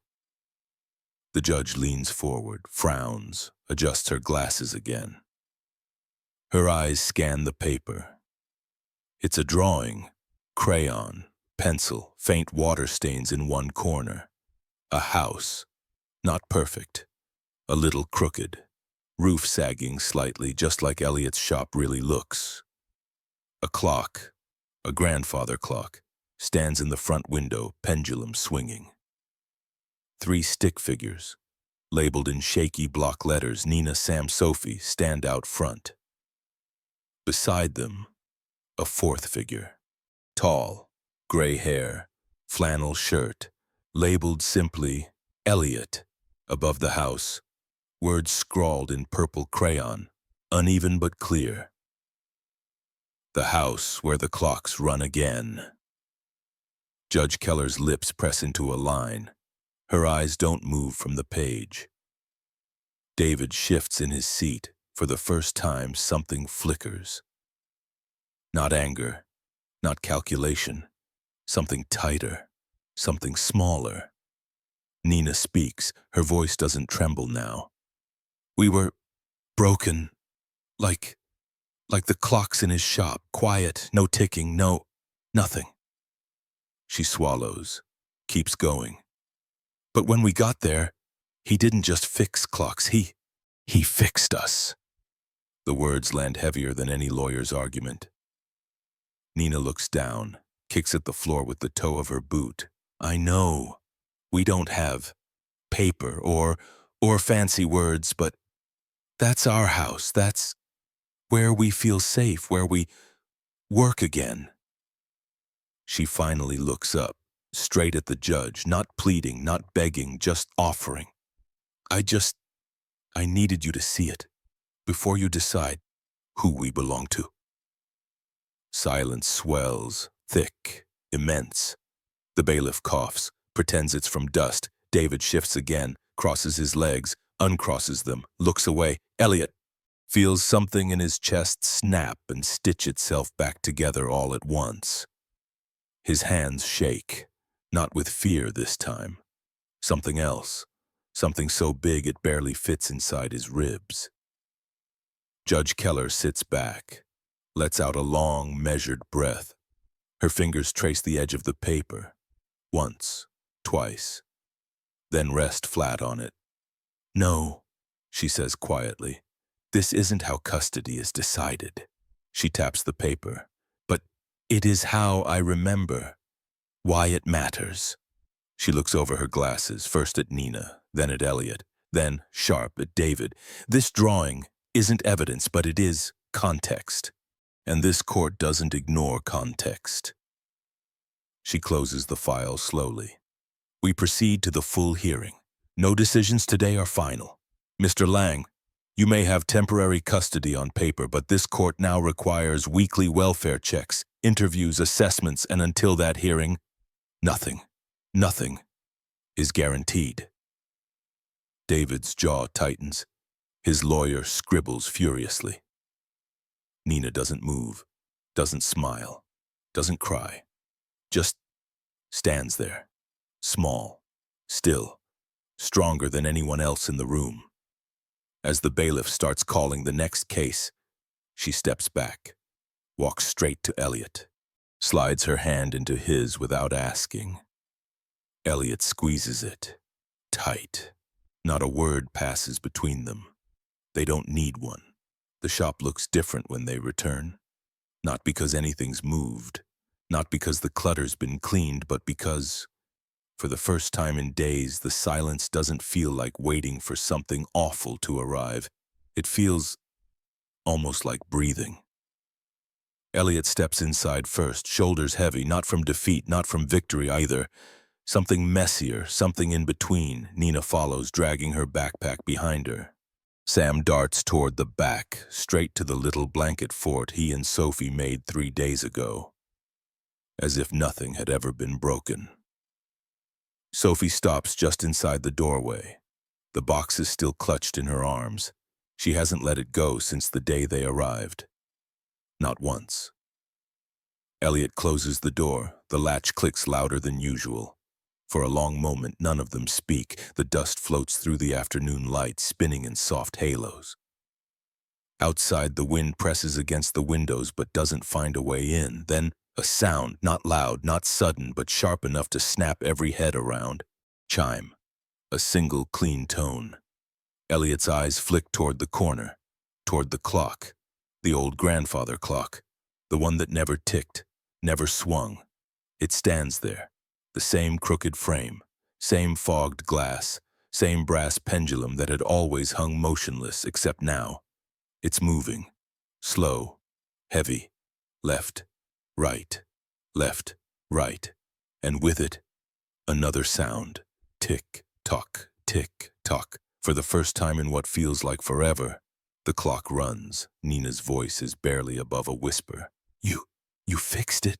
Elliot shakes his head, steps closer, presses his palm against the side like he has 100 times before. But this time the wood feels warm, alive. I didn't touch it. Sophie edges forward. It just started? Elliot nods slowly. Yeah, looks like it. The pendulum swings steady now. Perfect. Balanced. The kind of rhythm that settles into your bones, the kind that reminds you the world hasn't ended. It just keeps going. Tick, tock, tick, tock. Nina watches it like she doesn't trust it, like she's waiting for it to stop again. But it doesn't. Not this time. Elliot lets out a breath he didn't know he was holding. Rubs the back of his neck. His voice comes out lower. Well, guess that's something. Sam pops his head out from the blanket fort. Is it magic? Sophie answers before anyone else can. No, it's because we're supposed to be here. Her voice wobbles, but it holds. Nina doesn't speak. She just steps forward, slow, careful, comme dessus, and presses her palm against the glass. Her reflection stares back at her, smaller, thinner, but still there. Elliot crosses his arms, watches the pendulum, watches the kids, watches the space between everything that doesn't feel so empty anymore. The court's order wasn't a win, just a stay, 30 days to prove something. But for now, they're still here. The wind howls once against the window. The sign outside creaks. A cloud drifts past the sun, then breaks. Light spills across the workshop floor, landing right at the base of the clock. Elliot glances down. Something catches his eye. A small, fine crack in the hardwood floor. Hairline. Barely visible. It splits right beneath the clock. He kneels, runs his thumb along it, frowns. It's not new. It's been there a long time, covered, hidden under the dust, the clutter, but now, visible. Nina crouches beside him. What is that? Elliot presses his palm flat, tests the seam. It gives, just slightly. Not enough to open, not yet, but enough to know. The clock wasn't the only thing hiding secrets. Not everything buried stays buried. Nina looks at him, sharp, focused. You feel it too, right? Elliot nods. Yeah. His fingers curl against the wood. Something's down there. The pendulum swings behind them, steady, solid, certain tick-tock, tick. Tock. A sound that means simply, not finished yet. The old cabin had been empty for years, half-rotted shingles, a front step that leaned a little too far to the left, spiderwebs thick enough to feel like curtains. Elliot stands on the crooked porch, hands on his hips. Behind him, Nina's dragging a broom twice her size, and Sam's lugging a battered toolbox he can barely lift. Sophie trails last, carrying, of course, the wooden box. It's quiet up here, not the heavy, suffocating quiet of before, but the kind that feels like space, like possibility. Elliot lets out a slow breath, nods. Yeah, this'll do. Nina plants the broom handle into the dirt. It's kinda awful. Sam trips over a broken plank. Super awful. Sophie just stares at the sagging front door. It's big. Elliot grins, for real this time. Yeah, it's all those things. But you know what else it is? They wait. A start. Inside, it's worse. Dust motes swirl in every shaft of light. Floorboards groan. The air smells like old wood and forgotten summers, but it holds.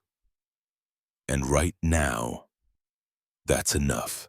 They get to work. Nina sweeps, aggressively like the dust personally insulted her. Sam hands Elliot nails one at a time, proud like he forged them himself. Sophie finds a rag and starts wiping down the windows, her small hands leaving clean streaks through the grime. A little after noon, they drag in 2 old mattresses from the barn, stack crates for shelves, hang a lantern from a ceiling beam that doesn't look like it's about to fall. Probably. By mid-afternoon, a crooked sign appears by the path. Nina painted it herself. White letters, shaky but readable, over faded blue wood. A place to pause. Elliot leans back, hands on his hips again. His flannel shirt's stained. There's dust in his hair, a splinter in his thumb, and he's smiling. It's not perfect, he says. Nina crosses her arms. Doesn't have to be. Sam nods. It's better than perfect. Sophie traces her finger along the word pause on the sign. Her voice is quiet. It's a place to breathe. Yeah, exactly that. They stock the shelves with what little extra they have. Blankets, canned soup, an old kettle that still works, a tin of tea bags, matches in a mason jar. Elliot tacks a small note to the wall by the door, handwritten. If you're tired, come in. If you're hungry, there's soup. If you need quiet, it's yours. No questions, no judgment, just rest. As the sun starts dropping behind the ridge, they sit on the porch, the 4 of them, watching the shadows stretch long across the grass. No one talks much. They don't have to, because here, in this broken cabin, something's shifted.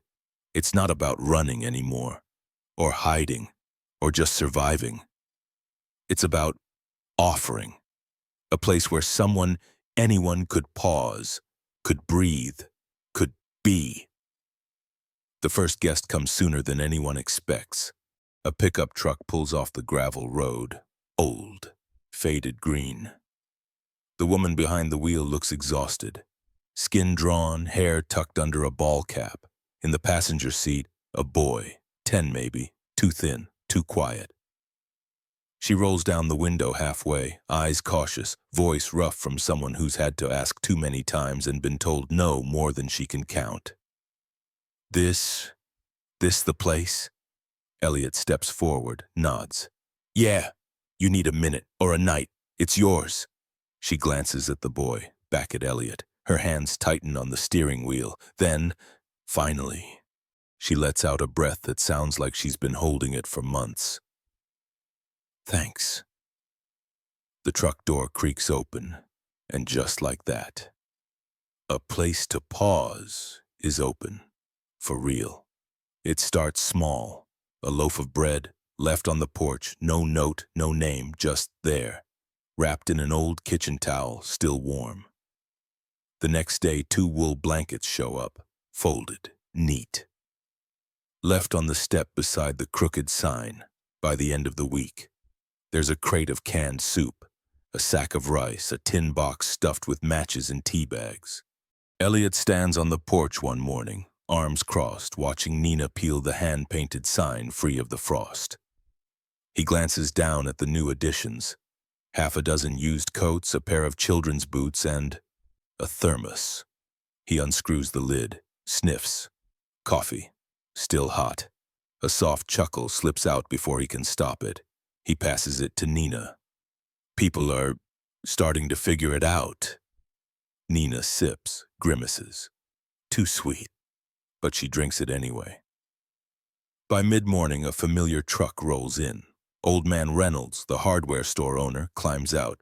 Gruff, all elbows and scowl, he doesn't say much. Just drops 2 boxes on the porch. Nails, rope, tarp. Then mutters, "Heard you might need it," before stomping back to his truck without waiting for a thank you. Sam watches from the cabin doorway, wide-eyed. Wasn't that the guy who yelled at you about parking wrong? Elliot smirks. Same guy. Sophie tugs his sleeve. But he helped. Yeah. Elliot crouches. Yeah, kid, sometimes people surprise you. The real surprise comes on Saturday. Marianne Brewster, the grocery clerk who's side-eyed Elliot for years, drives up in her beat-up station wagon. She steps out, arms loaded with sacks, flour, sugar, beans, crackers. She doesn't speak at first, just unloads 1, 2, 3 bags, then pauses, hands on hips. You know, she starts, glancing anywhere but at Elliot. When folks first said you were doing this, she gestures, vague, awkward. A place like this, up here, well, I thought you were out of your mind. Elliot leans against the porch railing. You're not wrong, Marianne snorts. Yeah, well, she kicks a pebble off the path. I also thought if I ever got stuck, or if my sister's boy ever... She trails off, swallows, then straightens. Point is, I get it now. She drops the last bag at his feet. Don't make me regret it. Elliot watches her go, doesn't stop smiling until her taillights disappear down the dirt road. That evening, a man Elliot's never met shows up with a bundle of firewood, says nothing, just nods, sets it down, walks off. Then there's the mechanic, leaves a box of tools, a retired school teacher, brings books, children's books, worn but clean, carefully stacked by the window, and slowly, the gap between suspicion and belief starts to close. It's not everyone, not yet. There are still whispers at the diner, still glances, still the occasional muttered, "It's not safe bringing in strangers." But there's more than whispers now. There's action. One night, as the first snow of the month drifts soft against the windows, Elliot sits at the workbench wiping down an old kettle. Nina curls in the armchair sketching something, another picture, lines sharp and focused.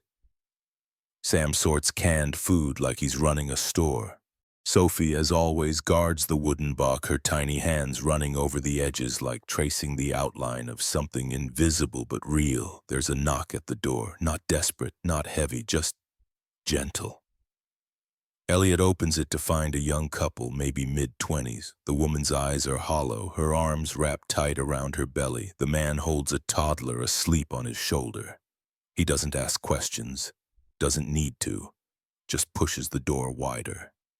Come in, it's warm. They step inside, peel off coats stiff with cold. The man looks at the shelves, the soup, the blankets, the books, and something in his face softens.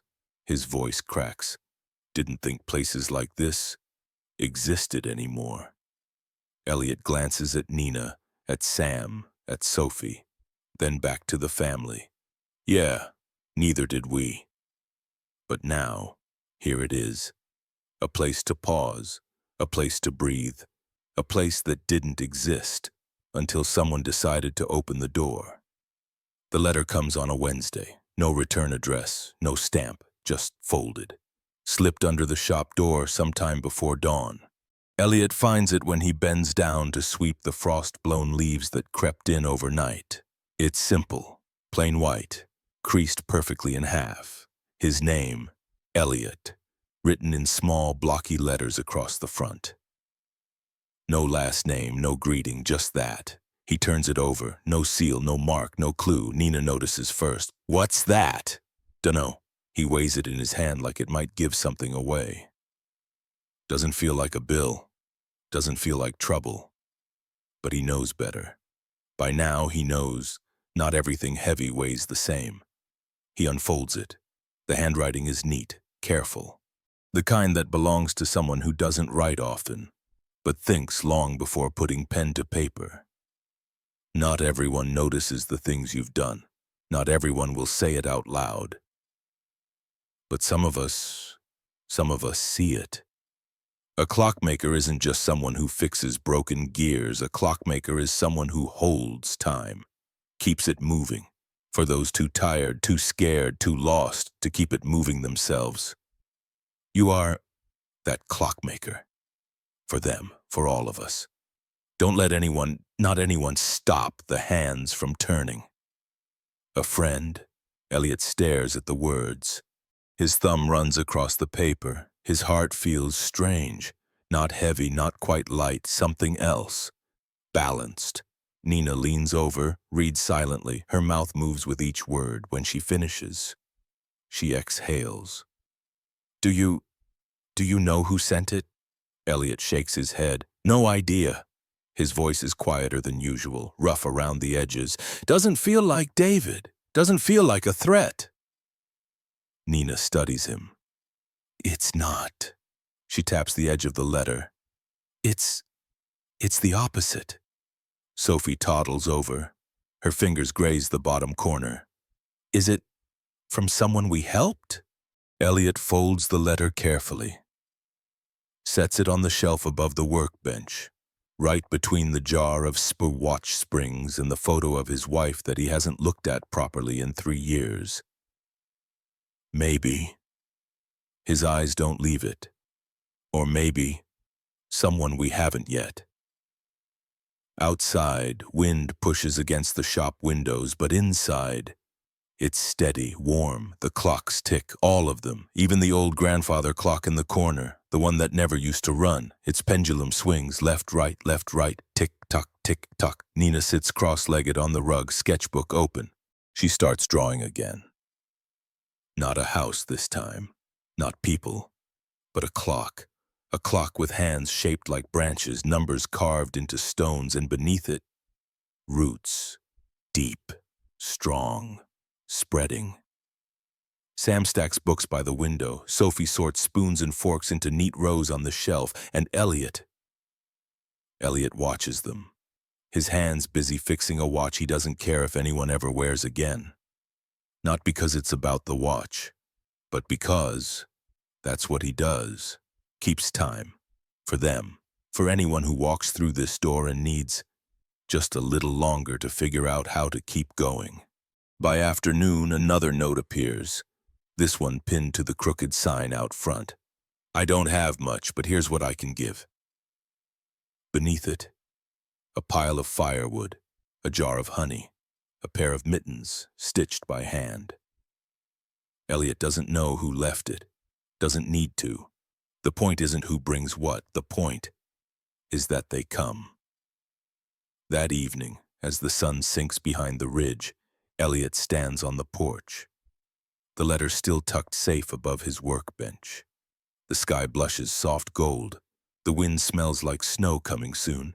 His voice is quiet, but steady. You hear that? Nina looks up. Hear what?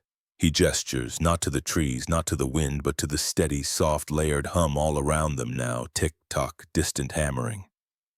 A child's laughter from the cabin. The scrape of someone stacking wood down the hill. The soft rumble of a truck, pulling in, not away. It's working, Elliot says. Not perfect, not finished, but working. The courthouse looks the same.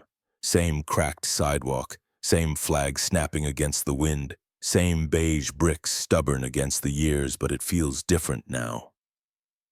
Elliot steps through the doors, not with dread, not with that tight, choking knot that had lived in his chest last time. This time, there's something steadier. Nina walks beside him, chin high, shoulders squared. Sam clutches Sophie's hand. Her tiny fingers are laced tight around his like she's anchoring him. Nora waits inside, a file tucked under her arm. Her smile's small, careful, but real. Ready? Elliot adjusts his collar, breathes deep. Ready as I'll ever be. They step into courtroom 2B. Judge Keller sits at the bench, same firm eyes, same silver bun, but today, something softer lingers at the edges of her mouth. The room feels thinner, less crowded. No reporters, no curious onlookers, just the people who matter, and one empty chair, David's chair, vacant. Elliot notices first, then Nina. Her hand tightens in his. The bailiff clears his throat. Court is now in session. Judge Keller flips open the folder before her, scans the pages, doesn't rush, doesn't drag it out, then looks up. Her gaze finds Elliot first, then each child in turn. This court has reviewed all documentation, all testimony, welfare reports, community statements. and the background investigations of all involved parties. She adjusts her glasses, breathes in, her voice steady, firm, no room for doubt. It is the finding of this court, that permanent guardianship of minors Nina, Sam, and Sophie is hereby granted to Mr. Elliot Graves. The words don't echo, they don't explode, they just land, solid, immovable, final. Nina exhales so hard it's almost a gasp. Sam blinks, then blinks again, like trying to check if he heard right. Sophie lets go of his hand, not to pull away, but to throw both arms around Elliot's leg, burying her face against him. Judge Keller continues, softer now. It is the judgment of this court that the environment provided by Mr. Graves is one of stability, safety, and emotional security. Furthermore, it is noted that the biological grandfather, Mr. Lang, has withdrawn all claims. His legal counsel submitted formal notice of non-contestation late yesterday. Elliot blinks. What? Nora leans in, murmurs, he's gone. Walked away, didn't even show. Judge Keller's gaze softens, but only a little. Sometimes people choose absence, and sometimes others choose to stay. Her gavel lifts, drops. Custody granted, case closed. The sound doesn't crack like before. It doesn't shatter anything. It settles, like dust finding a place to rest. For a second, nobody moves. Then Nina turns, throws her arms around Elliot. Sam's next, not as graceful but just as fast, crashing into his side. Sophie's already there, clinging like a lifeline. Elliot's arms fold around all three, tight, firm, steady. His eyes sting, but nothing falls. Not yet. Nora smiles, wider now. Told you, she whispers, paperwork's both ways. Elliot lets out a breath that feels like it's been waiting. Not days, not weeks, but years. Judge Keller closes the file, removes her glasses, her voice softer now. Less judge, more human. Take care of them, Mr. Graves. Elliot nods. I will, always. As they leave the courtroom, the hallway feels warmer, wider. Nina tugs his sleeve. You think the clock's still running? Elliot glances toward the door, smiles. Yeah, I think it is. Outside, the wind's still sharp. The sky's still the same pale winter blue, but the world feels different. Not perfect, not easy, but theirs, finally, theirs. The shovel sinks into the earth with a satisfying crunch. Damp soil gives way, rich and dark beneath the frost-kissed surface. Elliot presses his boot down on the edge, leans into the weight. He glances up. A little deeper, I think. Nina nods, wiping her forehead with her sleeve. Yeah, we don't want it falling over first time the wind picks up. Sam crouches nearby, holding the sapling steady. A young maple, thin trunk, tiny, trembling leaves. Half gold, half green, like it hasn't decided which season it belongs to yet. Sophie pats the roots gently, whispering something only the tree can hear. The spot they chose is perfect, just beyond the cabin porch, where morning light hits first and the ticking of the old grandfather clock inside still carries on the wind. Elliot drives the shovel in one last time, steps back. All right. Let's plant it. Together, they lower the little tree into the earth. Nina holds it steady. Sam scoops dirt back into the hole, his small hands moving fast. Sophie hums under her breath, the same quiet melody she's carried since the day they arrived. Elliot presses the soil down, firm but gentle, packs it in, makes it real, then he reaches for the sign. It's handmade, a slab of cedar sanded smooth, letters carved deep, painted white against the wood's soft grain. Time heals, so do we. He kneels, drives it into the ground with a mallet. The sound echoes sharp against the hills, then fades into something softer. Nina steps back, arms crossed, head tilted. It looks right. Sam nods. It's ours now. Sophie leans against Elliot's knee, her voice barely more than a whisper. Do you think it'll grow big? Elliot looks at the sapling, then at the cabin behind them, then at the three of them. Yeah, he says quietly. Yeah, kid, I think it will. For a while, none of them move. They just stand, watching the wind tug at the little leaves, watching sunlight ripple across the branches. There's no ceremony, no speeches, just presence. And that's enough. Inside the cabin, the clock chimes, once, twice, three times, not loud, not demanding, just steady, a heartbeat, a promise. Tick, tock, tick, tock. The shop's different now, the shelves, once cluttered with broken things waiting for a second chance, now hold stacks of donations, food, blankets, tools. The sign out front has been touched up, fresh paint, the edges straightened. It reads simply, a place to pause. And beneath that, a smaller sign added just last night in Nina's careful handwriting. All are welcome. By afternoon, a woman stops by with a box of winter coats. She doesn't stay long, just leaves it on the porch, nods, walks off. A retired bus driver drops off a crate of canned goods. A note taped to the top reads, for whoever's hungry, no questions.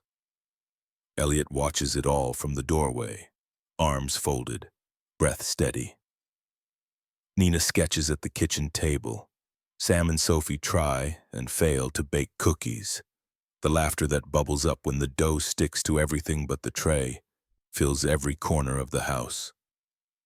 Later, as the sun dips low, they gather on the porch, wrapped in blankets. Mugs of cocoa warm between their palms. Elliot leans back, looks at the maple sapling, at the sign, at the way the branches catch the last light of the day. I used to think, he starts, then stops, adjusts. I used to think time was just something that moved, something that happened to you. Nina glances sideways, quiet, listening. But it's not, Elliot continues. Time is something you hold, something you care for, something you build together. No one answers. No one needs to. The clock chimes again, steady, certain, and beneath it, a second rhythm rises, softer but just as real. Laughter, breath, footsteps across worn floorboards, the scrape of a chair pulled closer, the rustle of pages turning in an old book. Life, a chapter closes. A chapter begins, not perfect, not easy, not certain, but theirs. Time heals, so do we, and for the first time in a long, long while. That feels like enough. Fog rolls in as the evening settles. Thick, heavy, the kind of fog that swallows whole streets. Makes familiar shapes blur into ghosts, but one light stays. A single warm glow spills from the front window of the clock shop. Not bright, not loud, but steady, persistent, like it has no intention of being swallowed by anything. Not fog, not time, not memory. The sign above the door creaks in the wind. Letters barely visible through the mist. A place to pause. Inside clocks tick. Not in sync, not perfect, some fast, some slow, some with tiny, hesitant ticks. Others with bold, booming chimes that echo into the wood beams, but together they make a kind of music, a kind of heartbeat. Tick-tock, tick-tock. The camera drifts closer, past the worn front steps, past the crooked porch railing, past the frost-dusted welcome mat that someone, probably Nina, painted with little stars in each corner. Through the fog. The window glows clearer. Inside, silhouettes. Elliot at the workbench, head bent over a pocket watch, glasses slipping down his nose, a screwdriver balanced between steady fingers. Nina sits cross-legged on the floor, pencil in hand, her sketchbook open. She's drawing something. A tree, maybe, or a clock, or both. Sam is sprawled nearby, surrounded by tools and springs, pretending to fix a radio that doesn't even have wires. His tongue sticks out the corner of his mouth in deep, serious focus. Sophie, asleep, curled in the armchair. The wooden box, always that box, tucked under her arm like it belongs to her heartbeat. The camera doesn't go inside, doesn't intrude. It just watches.